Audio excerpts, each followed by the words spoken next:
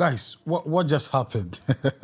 I'm still finding it difficult to believe that Chelsea, Fulham came from a goal down to win this game.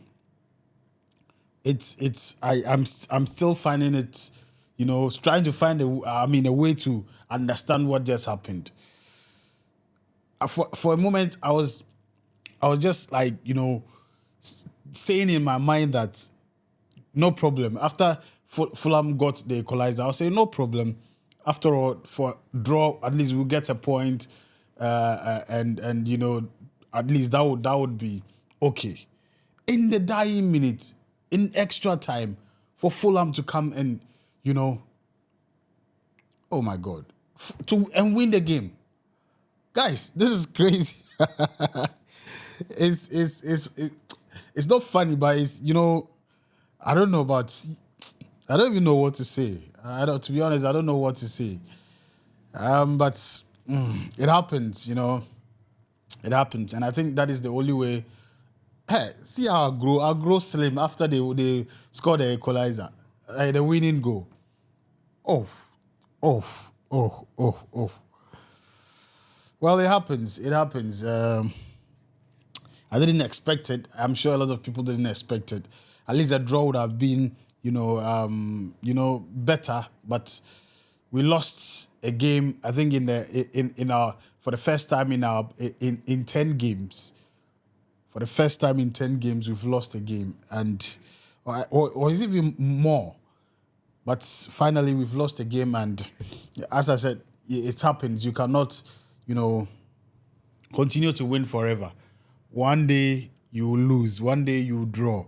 I was expecting a draw at least, but unfortunately, we lost. And I think it was just poor.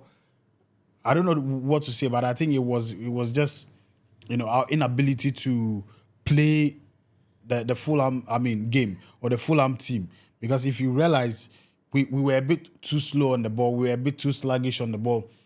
What we saw against Brentford, we couldn't replicate similar, in this game. And we all know how Fulham plays. With their defense, they are solid. And if they are to attack, it's deadly. And at least I was expecting that after we scored, we could have maintained that 1-goal score line, till the end of the game. Unfortunately, they equalized. I was expecting that we will maintain the draw, and we gave it out to them, and they got into us, and it ended in a win for Fulham. But key takeaways or key things I kind of saw in this game were that overall, though we didn't play collectively, we didn't play very well.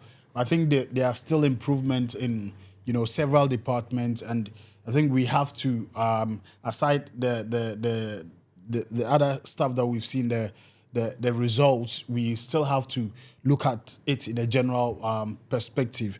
If you look at the defense now, I think the Tosin and the Colwill pairing is becoming very familiar and is becoming a bit stable. Unfortunately, today wasn't one of those days, but I don't want to entirely blame the defense, though I feel that if they really were in communication or they were in sync, that second goal could have actually been an offside goal. But unfortunately, it wasn't. It didn't. It wasn't. It wasn't an offside. It wasn't. So it's difficult. It's difficult to just give away all 3 points. At home, and I feel that the defense can do better. But I can see Tosin doing very well. Within the few games he has featured in the Premier League, I think he's grown into the game. He's becoming an authority in the defense. Hopefully, in our next game, he'll do better. Sanchez, for example, has also been great in the past few. But for Sanchez, I think in this game we would have lost by even a bigger margin. But he was called to duty and he responded on several occasions, and he gave us some top saves.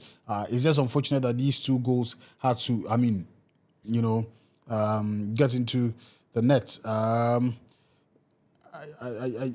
think I don't know whether it was the first goal or the second goal that would have been an offside. The one that the header goal, I think that was the second goal. Yeah, he couldn't do anything about it.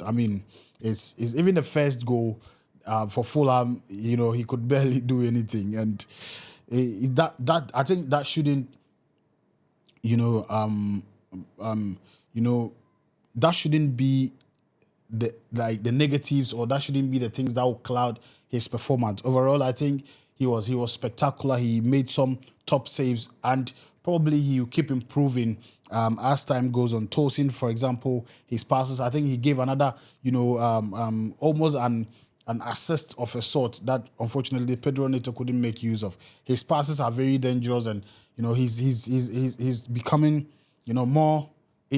More of a permanent, defender. Though he might not have the physicality of Fofana, but he comes into the picture with his own characteristics and his own, abilities. And going forward, probably we would have to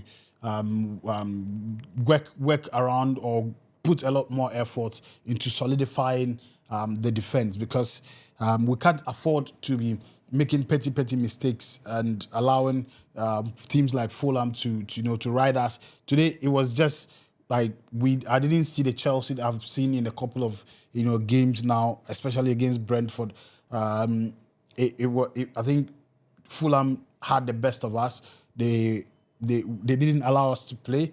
We were just we take the ball, we work for some few minutes, and we hand it over to them, and they dominate. They dominated the game.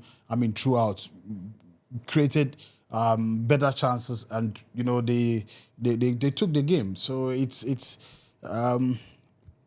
unfortunate. Kukurea almost got that his signature goal again, the one he got against Brentford from a free kick from Enzo Fernandez. Unfortunately, he didn't get that. The keeper saved it. But I'm excited that Kukurea is getting more confidence at goal and trying to score more. It's exciting that you can have players that can score from every angle, or every position. A player, like, for example, a defender can score and a midfielder can score, and all of that.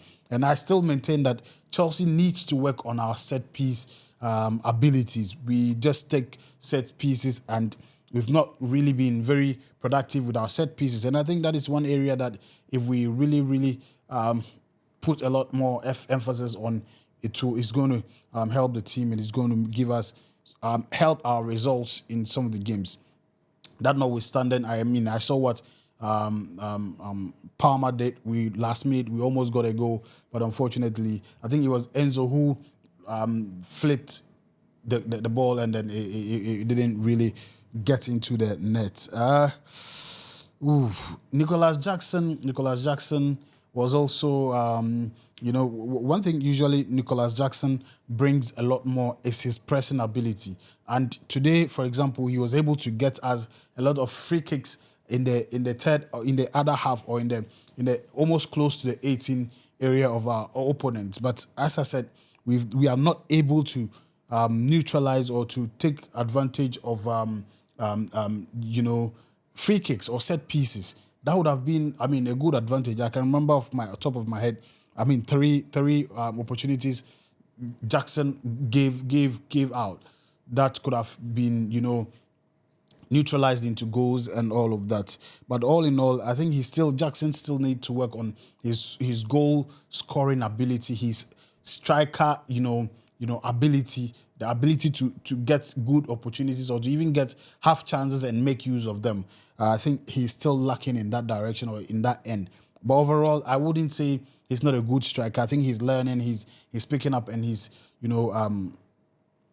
working around himself and trying to improve. A lot of people also think that Enzo Maresca didn't do us good. You remember in my last video, I was talking about substitutions and, not substituting when the players seemed tired.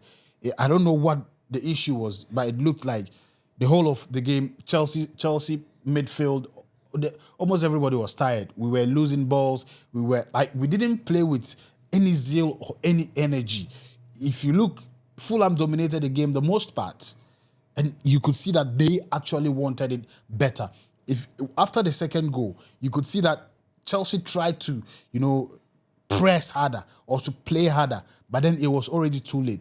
This is how we were supposed to start the game and continued until it ended. But we played very lazy. We didn't really put in any energy today, and unfortunately, we lost the game. And that infringement that led to the goal, for me, I think it wasn't a foul because Pedro Neto actually was even trying to foul Iwobi, because you lost the ball. Iwobi had the ball and he was moving. Pedro Neto tried to obstruct him. I didn't really see anything untoward that made Pedro Neto to fall. Probably, maybe I would have to watch the videos again, but I watched the replay over and over again, but I didn't really see. Sometimes some of these actions may be quick. Maybe he slapped him, hooked him or something, but I didn't really see anything like that. I think he was just trying to prevent Iwobi from going, and Iwobi didn't agree. And I think that was it. And that is what actually led to the goal. So I think we can do better next time. In our next game, we have to really up our game, because we are taking a downwards trend. Looking at how we drew against Everton, now we are losing against Fulham. We don't want this to continue. We have to step up. We have to, yes, I understand that sometimes the players get tired. Sometimes that's why we have to find a way, to always compensate for the problems that we have.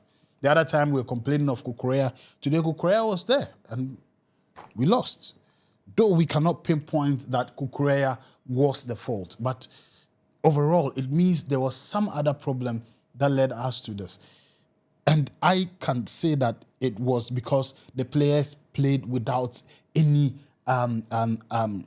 level of willingness to win, or any level of zeal to win this game, because it just wasn't there. It just wasn't there. It wasn't there. And also looking at the substitution that he made, bringing on Nkunku for Jackson, I think it didn't really work for me. Nkunku I've been a big fan of Nkunku, but for some time now, I don't know whether there is something wrong. Nkunku plays very, very, weak. He doesn't play with zeal. He doesn't play with energy. I don't know whether there is a problem, but Nkunku needs to up his game, because he's giving a lot of monopoly to Jackson, which shouldn't be the case. I expected that now, getting some minutes, you should have been able to do something to prove a point, but it looks like Nkunku is not really bothered, because his performance didn't really show that he was bothered and he wanted to prove a point. Unfortunately, Chelsea lost.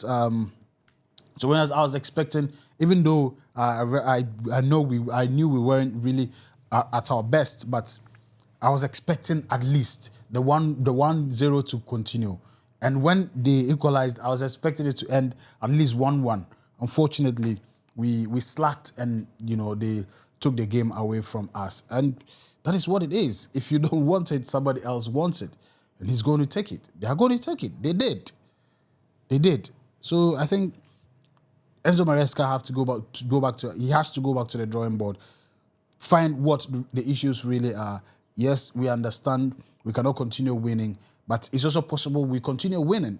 There are teams that are winning, always. You get it. And sometimes it's difficult when there are teams that you feel you can actually get results against, and then they rather get results against you.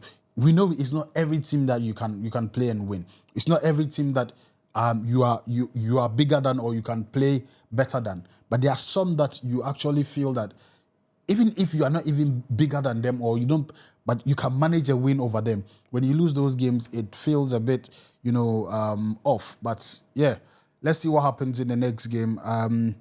Let me know what your thoughts are.